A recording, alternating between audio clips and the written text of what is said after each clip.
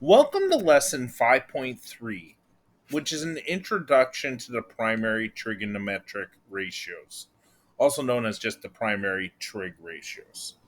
And the three that we're going to explore today are going to be sine, cosine, and tangent.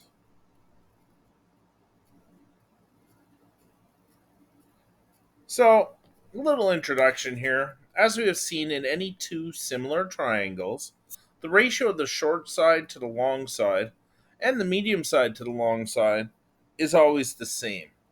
Over the years, mathematicians have tabulated these ratios for 90-degree triangles, also known as right angled triangles or right triangles, and given each ratio a name. These ratios are the basis of what we call trigonometry. So before we look at what trig ratios are, let's define some terms. So if we're looking at an angle inside a triangle, the side directly across from that angle is called the opposite. The side that is touching the angle is adjacent. And of course, the side that's opposite the 90-degree or right angle is called our hypotenuse. And we saw this when we were looking at the Pythagorean theorem. So, once again, if our angle is up here, directly across, that's the opposite. The side touching the angle is the adjacent, and the side opposite the 90-degree angle is our hypotenuse. And that is really important when we're dealing with trigonometry. So the primary trig ratios are the ratios of two sides of a right triangle relative to a given angle. And if we know an angle and two sides, we can find the rest of the information in that triangle. Also, if we know an angle and one side, we can find out uh, uh, the other sides using trig ratios. And so we're going to explore this today. So the three primary trig ratios are called sine, cosine, and tangent ratios. So if we're looking here at our sine ratio, sine is our opposite, so opposite divided by the hypotenuse here. And that's how we're going to find sine. If we want to find our cosine, we're looking at the side that's adjacent to the angle called our adjacent. And that's going to be divided by our hypotenuse again. Finally, if we don't know our hypotenuse, we can use tangent. And tangent is going to be opposite divided by our adjacent side lengths. So we'll bring you through how to use your calculator to find trig ratios, and then bring you through some questions where we use trigonometry to find angles or to find side lengths. These three ratios for sine, cosine, and tangent are really, really important. And we've got a little acronym that we can use to remember this. And it's called SOHCAHTOA. And you may have heard it. I always think of it as soak a toa, as in I'm soaking my toe in a bath or something. So that's what I always think of. So the first three letters, so, stand for sine equals opposite over hypotenuse. So SOH. So ka is cosine, and it equals adjacent over hypotenuse. So CAH, cosine, adjacent over hypotenuse. And finally, TOA, which is tangent equals opposite over adjacent. So tangent opposite over adjacent. SOHCAHTOA can be really useful for helping you remember the primary trig ratios. Just keep thinking about soaking your toe in water. Soka toa. All right. So we're going to start off. We want to state the primary trig ratios for the given triangles. So we're not going to do calculations here. We're just going to write the ratios. So here's my triangle ABC. And what I want to find is sine A, cos A, tan A, then sine C, cos C, and tan C. I'm just going to space these out a bit so it doesn't get too confusing here. Now, I've already completed this, but if we're looking at A, so sine A, cos A, and tan A, that is this angle down here.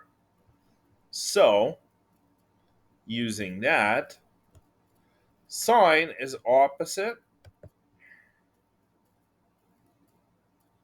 over hypotenuse. And our hypotenuse, remember, is the one that's opposite our 90-degree angle.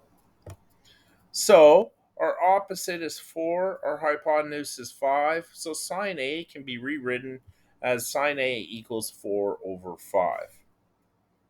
For cosine, we're going to use the adjacent to angle A here, and that is 3. So that's our adjacent side. It's touching our angle, and it's not the hypotenuse. So for cos A, it's going to be 3 over our hypotenuse of 5 for 3 over 5. So cos A equals 3 over 5.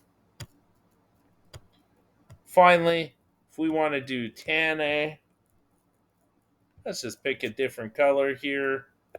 For tan A, oh, well, that's opposite over adjacent. So our opposite side is going to be 4. Once again, our adjacent to angle A is going to be 3. So 4 over 3 will give us tan A.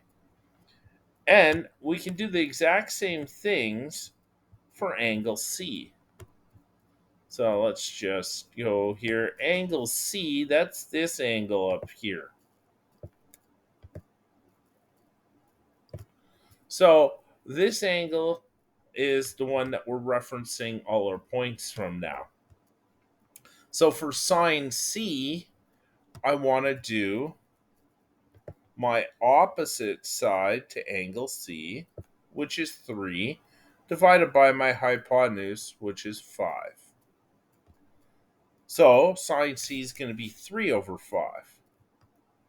Cos C, well, in this case, I want to be using the side that's adjacent to angle C, so touching it, but it's not my hypotenuse. And so that's going to be 4 over my hypotenuse of 5, so cos C equals 4/5. And then finally, if I want to look for tangent of C, that's opposite over adjacent. So opposite is 3, adjacent is going to be 4. So tan C equals 3 over 4. If you can do that, then you're off to a great start. If you're having troubles, let me know at this stage here so that I can help you out. All right. Now we're going to use our calculator. And when we use our calculator, there's a couple things we need to remember. First off, we're going to use our calculator to determine the following values to 3 decimal places. So they're going to be cos 30, tan 60, sine 45, sine 53, cos 42, and tan 18. And you can see I've already written in the values here for our answers. But two things when using our calculator. Number one is we need to be in degree mode. If your calculator is in radian mode or gradient mode, it will give you the incorrect answers because those are different units of measure. So make sure that your calculator is in degree mode. Easy way to do that is test it with this first trig ratio. We want to evaluate cos 30 degrees. Now, every calculator is a little bit different, and that's the second thing. You need to get to know your calculator in order to be really efficient at doing trig ratios. In my calculator, I would put 30 and then I'd look for the button on my calculator that says cos. So I put in 30, then when I press cos, it's going to tell me that that equals 0.866 when rounded to 3 decimals.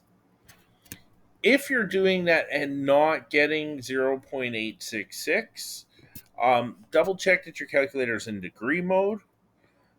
If it is in degree mode and you're still not getting the right answer, um, maybe play around with some calculators. You have to press cosine first and then put in 30 and then hit equals. So play around with it. If you cannot figure it out, please let me know right away. So the next one is tan 60 degrees. Once again, in your calculator, you should be able to put 60 and then hit the tan button. And it should equal 1.732. Sine 45 should equal 0.707. Sine 53, 0.799. Cos 42, 0.743. And tan 18, 0.325. So this is a good way to check to make sure that your calculator is working properly. If you're getting these values, great, we're ready to move on. If not, I suggest pausing the video and contacting me. Let me know what type of calculator you're using and what issue you're encountering, and hopefully I'll be able to help you out. All right, now we've solved degrees, so we've known degrees and we use our sine, cosine, or tangent to find out ratio. Now what we're going to do here is we're going to solve a couple equations. So cos 70 degrees equals x over 15. In this example, we know that 15 has to be our hypotenuse and x is our adjacent side. And we should know this because for cosine, our trigonometric ratio is adjacent over hypotenuse. So here, we're going to follow these steps. First off, we're going to get rid of our fractions. So we're going to multiply both sides by 15. So 15 times cos 70 equals x. Our next step is to solve our trig ratio here, and we'll get a decimal answer for sine or cosine. When we use tangent, we can get whole numbers, but with sine and cosine, we'll only get decimals. So here, this is 15 times cos 70 works out to 0.342, and that's equal to x. So now, final step, 15 times 0.342 equals 5.13. And so that's our answer. X equals 5.13. Or our adjacent side is 5.13 units. Here we've got sine 65 equals x over 12. So we're going to follow the same process just for the sine ratio. And so we know in this case, x represents our opposite side to the angle of 65 degrees because sine is opposite over hypotenuse. So once again, get rid of the fraction. 12 times in brackets sine 65 equals x. Now we're going to figure out what sine 65 is, and it should work out to 0.906. So now 12 times 0.906 is going to give us x. X is equal to 10.88. So the length of our opposite side is 10.88 units. I suggest you pause the video and try this one on your own. Tan 35 degrees equals 17 over x. This one's slightly different, but I'm confident you can figure it out. If not, no worries. I will go through it with you in a second, but I recommend pausing the video. Try it on your own and then check out the answer. All right, so hopefully you're able to solve that. We're going to follow the same process we did for the above two identities. We're going to do get rid of our fractions, so we're going to multiply both sides by x. And in this case, that's going to give us x times tan 35 equals 17. Well, that's good, but we want x all by itself, so we're going to divide both sides by tan 35. And now we get x equals 17 divided by tan 35. So we can evaluate what tan 35 is and then do 17 divided by that amount. And when we do that, we should get a final answer of x equals 24.28. Bonus marks if you know what side we found, and we can determine that through our trig ratio. Since we're looking at tangent, tangent is opposite over adjacent. So the side adjacent to 35 degrees is going to be 24.28 units. All right. So sometimes if we know what the trig ratio is, we can use the inverse function to find the angle. For example, if we know that the ratio of the shortest side to the longest side is 1/2, we'll use sine to the -1 on our calculators to find the angle. Now, once again, every calculator is going to be a little bit different, but I've put the answers here and then the long form of how to find that underneath. So, in these cases, we're looking for an angle. We've divided our two sides. So in this case, opposite divided by our hypotenuse gave us 0.75. So what we're going to do is we're going to do theta equals sine to the -1 times 0.75. Now, don't get confused. We're not talking about negative exponents. Sine to the -1, even though it is a negative exponent, um, is normally found on our calculator. In most calculators, we have to hit second function sine to get sine to the -1. So once again, try it with these problems, and if you're not getting the correct answer, let me know so I can help get you on the right path here. Algebraically, we're going to go through each one of these. So sine theta equals 0.75. Well, I've just changed theta to x in this example. So x equals, now sine's going to go to the other side. It's the inverse. So sine to the -1, 0.75. And normally in our calculators, with many calculators, we'll do 0.75. Then second function sine, hit equals, it should give us 48.6 degrees. If you're not getting that value, let me know and I will try and help you out. But you also have to let me know what type of calculator you're using because every calculator is a little bit different. We can do the same thing for tan theta equals 1.1918. So when we did our opposite side divided by our adjacent side, we got 1.1918. Here, all we're going to do is that second function tan of 1.1918. So in my calculator, I put 1.1918, hit the second function key, then hit my tangent key. That gives me the inverse, and I should find out that the angle is 50 degrees. I'm going to use that same process for all the rest of them. So here, 2.9818, second function tan, hit equals, should give me 71.5 degrees.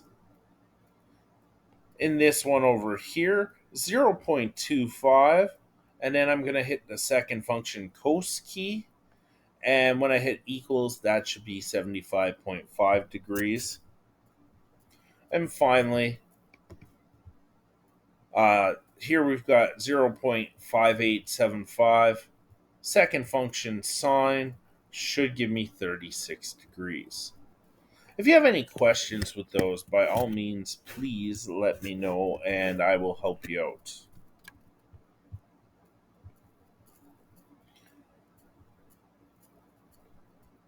So, I'm going to stop the video here and I'm going to continue on with part 2 video just to keep my videos a little bit shorter.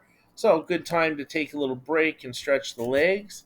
And once you understand the concepts we went over in this first video, start the second video to see some more examples of trig in action. Take care. See you soon.